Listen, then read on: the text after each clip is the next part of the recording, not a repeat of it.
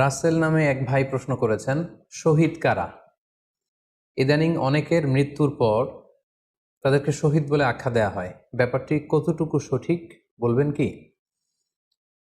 প্রিয় ভাই, রাসেলের উত্তরে আমরা বলতে চাই যে এ পৃথিবীতে আল্লাহর দ্বীনকে বাস্তবায়ন করতে যে অথবা বিজয়ী করতে যে কাফেরদের বিরুদ্ধে সশস্ত্র সংগ্রামে যে মুমিন ব্যক্তি নিহত হয় তাকে শহীদ বলে। আই রিপিট, আমি আবারও বলছি, আল্লাহর জমিনে আল্লাহর দ্বীনকে বিজয়ী করতে যে কাফেরদের বিরুদ্ধে সশস্ত্র সংগ্রামে যে মুমিন ব্যক্তি নিহত হয় তাকে শহীদ বলা হয়।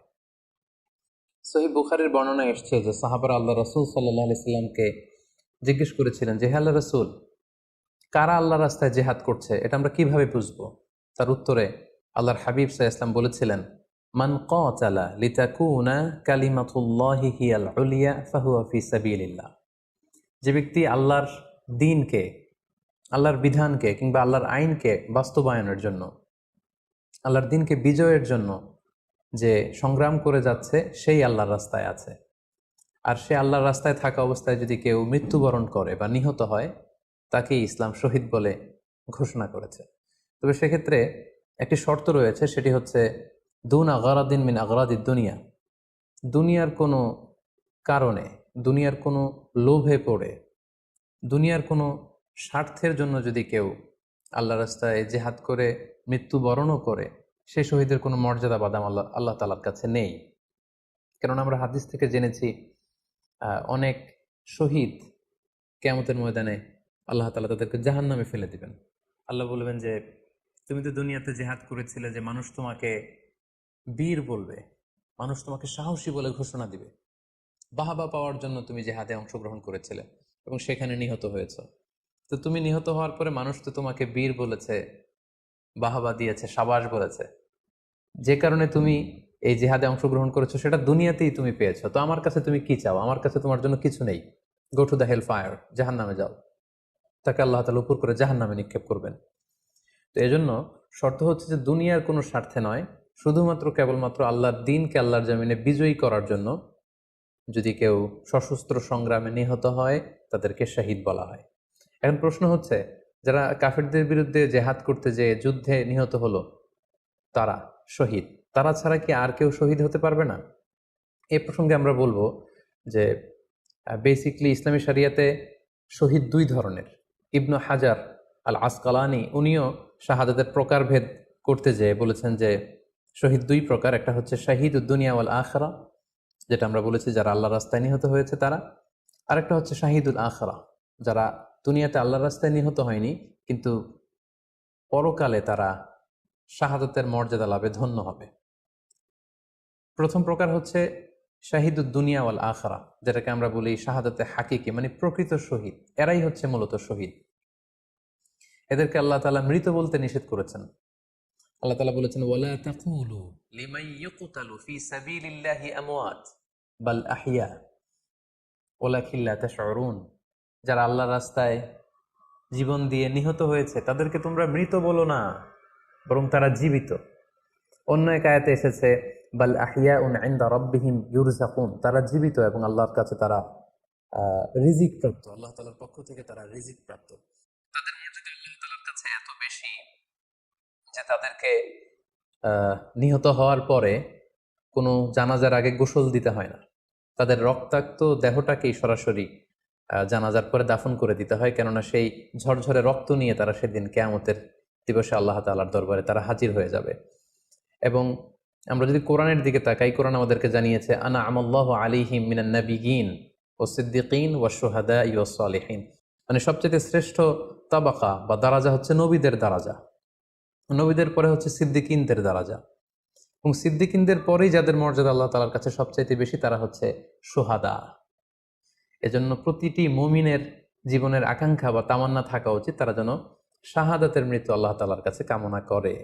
এবং আমরা যদি সাহাবাদের জীবনের দিকে তাকাই তাহলে দেখবো ওনারা সবসময় আল্লাহ তাআলার কাছে শাহাদাতের মৃত্যু কামনা করতেন। সাইয়েদনা ওমর ফারুক রাদিয়াল্লাহু তাআলা আনহু আল্লাহ তাআলার কাছে সবসময় শাহাদাতের মৃত্যু চাইতেন। সহিহ বুখারীর বর্ণনা এসেছে, ওমর ফারুক রাদিয়াল্লাহু তাআলা আনহু দোয়া করতেন আর বলতেন, আল্লাহুম্মা রযুকনি শাহাদাতান ফি সাবিলিক ওয়াজআল মাউতি ফি বালাদি রাসূলিক।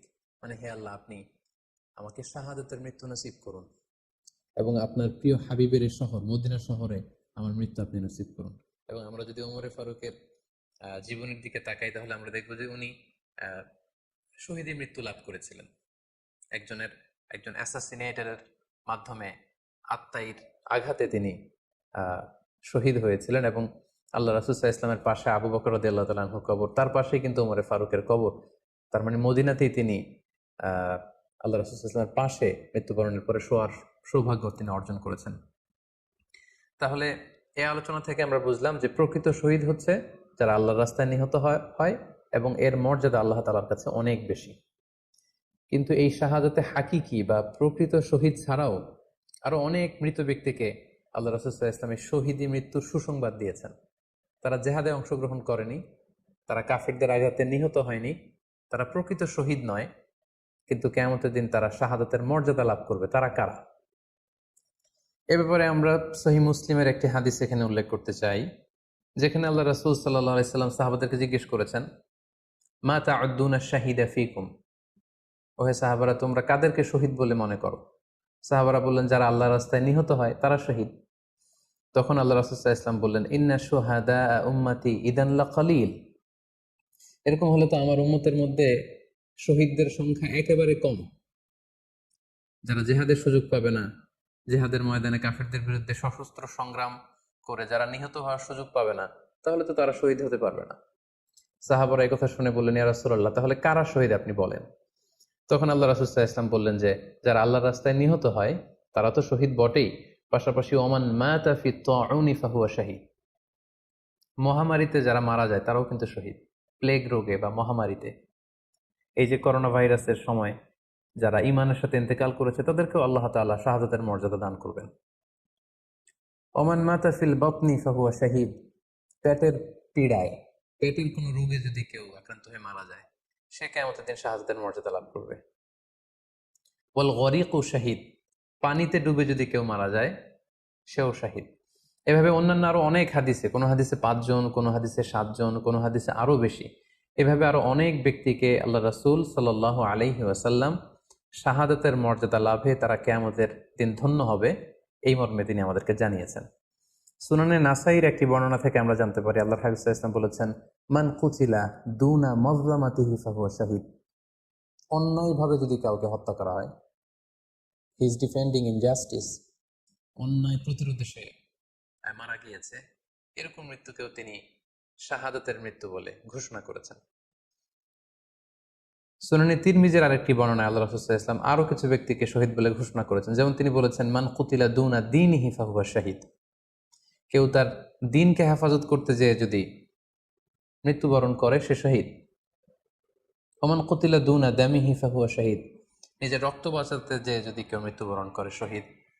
তার সম্পদ বাঁচাতে যেয়ে যদি মৃত্যুবরণ করে সে শহীদ। তার ফ্যামিলিকে সেভ করতে যেয়ে কেউ যদি মৃত্যুবরণ করে সেও শহীদ। তার সম্মান, ইজ্জত, তার স্ট্যাটাসকে বাঁচাতে যেয়ে যদি কেউ মৃত্যুবরণ করে সেও শহীদ।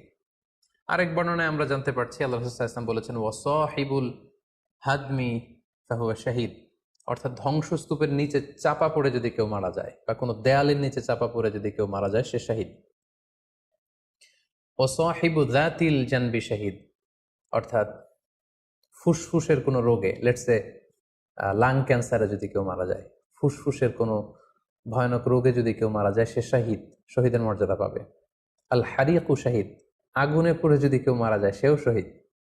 ওয়াল মারআতু তামুতু বিজুমঈন শাহীদ, বাচ্চা পেটে ধারণ করেছে, অর্থাৎ গর্ভবতী মা যদি এই প্রেগনেন্সির কারণে কিংবা বেবি ডেলিভারি করতে যেয়ে যদি মারা যায় সেও কিন্তু শহীদদের কাতারে দাঁড়াবে। এভাবে আমরা বিভিন্ন হাদিসের আলোকে এবং আল্লাহ রাসূল সাল্লাল্লাহু আলাইহি ওয়াসাল্লামের সুসংবাদ বাণীর আলোকে আমরা বুঝতে পারি যে আল্লাহর রাস্তায় যারা জিহাদ করে আল্লাহর দ্বীনকে বিজয়ী করতে যে মৃত্যুবরণ করেছে তারা হচ্ছে প্রকৃত শহীদ। তাদের মর্যাদা আল্লাহ তাআলার দরবারে অনেক অনেক বেশি। কিন্তু এই শহীদ ছাড়াও আরো অনেক ধরনের মৃত্যুকে আল্লাহর হাবিব সাল্লাল্লাহু আলাইহি ওয়াসাল্লাম শাহাদাতের মৃত্যুর সাথে ঘোষণা করেছেন। সো যারা জেহাদে মারা গেল তারাই শহীদ, বাকিদেরকে শহীদ বলা যাবে না, এই কথাটি ঠিক নয়। বরং আল্লাহ রাসূল সাল্লাল্লাহু আলাইহি ওয়াসাল্লাম নিজেই চেয়েছেন, তিনি বলেছেন যে তোমরা যদি শুধু এই এক শ্রেণীকে শহীদ বলো তাহলে তো আমার উম্মতের মধ্যে শহীদের সংখ্যা একেবারে কম। আর আমি চাই আমার উম্মতের মধ্যে থেকে অনেক সংখ্যক লোক এই শাহাদাতের দরাজা, এই মর্তবা, এই মর্যাদা লাভ করে ধন্য হোক। তাই আমরা যে কেউ একটি বর্ণনার কথা বললাম, এছাড়াও আরো অনেকগুলো বর্ণনা আছে।